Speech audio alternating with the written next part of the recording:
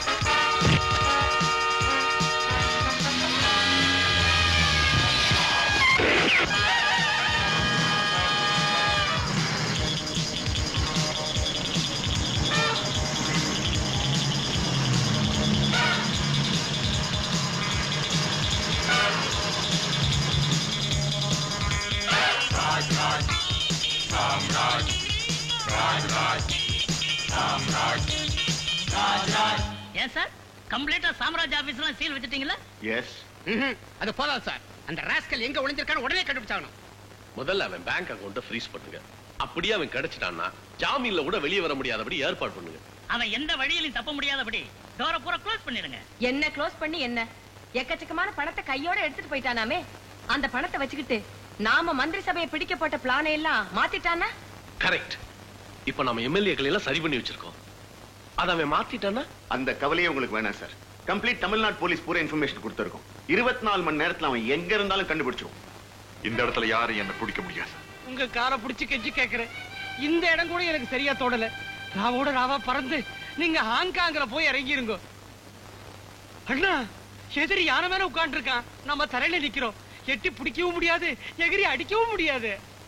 தரையில இருந்த யானையோட காலை நான் வெட்டிட்டேன்னா எதிர்நாள் நடக்க முடியுமா சார்? அண்ணா அண்ணா, ஆளுங்கட்சியில 40-45 எம்எல்ஏக்கள் அதிருப்தியோட இருந்துட்டு இருக்கா. அவ அத்தனை பேரும் ராஜ்மோகன் பாக்கெட்ல மாட்டிட்டு இருக்கா. ராஜ்மோகன் அவளுக்கெல்லாம் ஒரே பயம்.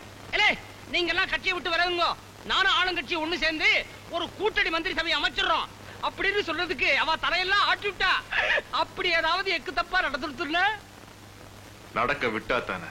படாது, நடந்துடுத்துல. Cheer up, man. நான் ஜெயிச்சு காட்டுறேன். உங்களை நம்பித்தான் நாங்க இருக்கோம். எந்த கவலையும் உங்களுக்கு வேண்டாம். என் கையில் இருக்கிற எம்எல்ஏக்களை கூட்டு சேர்த்து 2 நாள்ல தனி கட்சி ஆரம்பிக்கிறதா அறிக்கை விட்டுறேன். நீங்க தைரியமா போங்க. எங்களுக்கு வேண்டியது அத நான் செஞ்சிடறேன். நீங்க சேர்த்து வச்ச பணத்துக்கு நான் சேஃப்டி தரேன். உங்க மேல எந்த கமிஷன் வராம பாத்துக்கிறேன். Thank you thank you. அப்ப நான் வாங்க.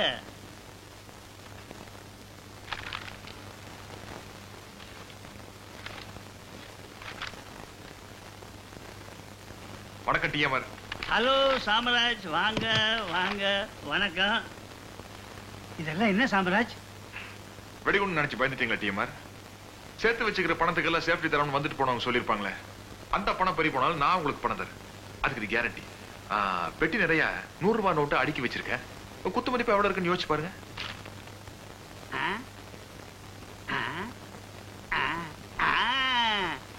1,40,22,500 ரூபாய். எப்படி இவ்வளவு கரெக்டா சொல்றீங்க? 20 வருஷமா இதைத்தான் அளந்துட்டு இருக்கோம். பாத்தீங்களா, இப்படிப்பட்ட நல்ல உள்ளங்களை நம்பி நம்ம தமிழ்நாட்டு ஜனங்க 20 வருஷமா ஓட்டு போட்டுக்கிட்டு வராங்க. நீங்க 2 கட்சியா பிரிஞ்சா கூட அவங்க எல்லாம் ஒரே முடிவா உங்க 2 பேர்ல யாரோ ஒருத்தர் தான் அவங்கள கொள்ளையடிக்கணும், மன்னிக்கணும், ஆளணும் அப்படின்னு ஆசைப்படுறாங்க. அந்த ஆசைக்கு நீங்க குண்டு வைக்கலாமா? அடுத்தவங்க கிட்ட ஆட்சி ஒப்படைக்கலாமா? என்னோட பர்சனல் விரோதத்துக்காக நான் இதை சொல்லவே இல்லை. இந்த நாட்டு மக்கள்ல நானும் ஒருத்தன் அப்படிங்கிறதுக்காக சொல்றேன். கட்சியை உடைக்காதீங்க, ஆட்சியை கவுக்காதீங்க, அப்படி இப்படி எல்லாம் அளக்க முடியாது. என்ன சொல்றீங்க? காமராஜ், உங்க சொல்லுக்கு நான் கட்டுப்படுறேன். ராஜமோகனுக்கு வாக்கு கொடுத்துட்டேன். அதனால சம்பந்தப்பட்ட எம்எல்ஏக்கள் எல்லாம் அவரு சந்திக்காம நீங்க பாத்துக்கணும். அதை என்கிட்ட விடுங்க, நான் பாத்துக்கிறேன். இந்த வாக்குறுதி நிலைக்குமில்ல? சத்தியமா சார், நான் மாற மாட்டேன். அண்ணா அண்ணா அண்ணா, இது உங்க கண்ணல்லண்ணா, காலண்ணா. இத வருங்க, உயிர் பிச்சை கேட்கறதுக்காக நான் வந்திருக்கேன். அந்த சாம்ராஜ் எல்லா எம்எல்ஏக்களையும் விலைக்கு வாங்கிட்டாங்கிற உண்மை நான் தான் உங்ககிட்ட சொன்னேங்கிறது அவருக்கு தெரிஞ்சு போச்சுன்னா என்ன கொன்னுடுவன். கொள்ளு வைக்க எனக்கு பிள்ளை இல்லைன்னா. மிஸ்டர் சாரி, நீங்க ரொம்ப பயந்து போயிருக்கீங்க. ரொம்ப உடம்பெல்லாம் எடுக்கிறது, எல்லா இடமும் ஆடுறது, எல்லாத்தையும் பிடிச்சிட்டு இருக்கு. உங்களுக்கு எதுவும் நடக்காம நான் பாத்துக்கிறேன். ஏதாவது ஆயிடுச்சுன்னா நான் பார்க்க முடியாதுட்டா. என்கிட்ட வந்துட்டீங்க, அப்புறம் என்ன பயம்? மிஸ்டர் சாரி, என் காலை வாரி விட்ட எம்எல்ஏக்களை அந்த சாம்ராஜ் எங்க பதுக்கி வச்சிருக்காங்கிற விஷயத்தை மட்டும் சொல்லிடு. அவ்வளவுதானே என்ன? அங்க யாரும் இல்ல. இந்த சாம்ராஜ் உட்காந்துக்கிட்டேன். இந்த சாம்ராஜ் யாரையும் பதுக்கி வைக்கலன்னா நம்ம எம்எல்ஏ டீம் இருக்கானே, நம்மட விட மத்த எம்எல்ஏ எல்லாரையும் அவன் ஜாலியிலே வச்சுட்டு திவ்யமான அழகான பெண்களா அவளுக்கு கொடுத்துட்டு தேசத்தையும் சாதிக்க வச்சுட்டு சுகத்தையே காமிச்சுட்டு இருக்கான். சுகத்தை சத்தையில பிடிச்சுக்கிட்டுமா என்னை விட்டு போயிடுவேடோங்கிற பயந்தான். ஆவண்டா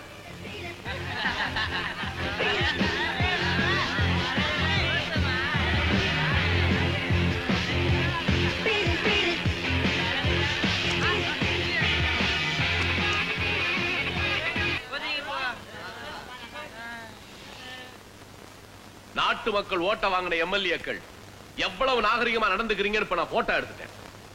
உங்க யோகியதை நான் எல்லா பத்திரிகையிலையும் போட்டேன்னா உங்க கதி என்ன ஆகுறது? கடத்தல்காரன் காசு பெருசா இல்ல நாங்க பெருசான்னு யோசிங்க. நீங்க அத்தனை பேர் ஆளுங்கட்சியை விட்டு விலகி தனி கட்சி ஆரம்பிக்க போறதா இந்த பேப்பர்ல கையெழுத்து போடுறீங்க, புரியுதா? ஒட்டுமொத்தமா கையெழுத்து போட்டு கொடுத்துறோம், எங்களை காமிச்சு கொடுத்துறாதீங்க. எல்லா எம்எல்ஏவும் மோகன் கிட்ட கையெழுத்து போட்டு கொடுத்துறாங்க. அவங்க எல்லாரும் ஏசி பஸ்ல வச்சு போலீஸ் பாதுகாப்போட மோகன் கடத்திட்டு போயிட்டான். எங்களால் ஒண்ணுமே செய்ய முடியும் சார். சாரி, கூட இருந்த குடி பறிச்சிட்டான். எதிரி கிட்ட எல்லா விஷயத்தையும் சொல்லிட்டான். We are in a big fix now, boss. நம்ம தான் கையில இருந்து எல்லாத்தையும் கொடுத்துட்டோமே. இப்போ நம்ம கிட்ட வேற என்ன இருக்கு? தில் இருக்குப்பா, செம்ம தில்லு. கூடவே இந்த தன்மான உணர்ச்சி வேற இருக்கா. இதெல்லாம் சேர்ந்துதான் பிளாட்ஃபார்ம்ல இருந்த என்ன பெரிய மனுஷனாக்கி இருக்கு. இந்த மோகனோட பகையாளிங்கிறதுக்கா நான் சொல்லவே இல்லை. ஆனா ஒரு போலி அரசியல் வாரி இந்த நாட்டை ஆளக்கூடாது. இதுக்கு நான் ஒரு முடிவு செய்யறேன். மைக்கேல், நன்றி கட்ட உயிரோடு இருக்க கூடாதுல்ல? நானும் அப்படிதான் நினைக்கிறேன். இந்த டிகே உயிரோடு இருக்கணும். கூடாது. குத்திட்டு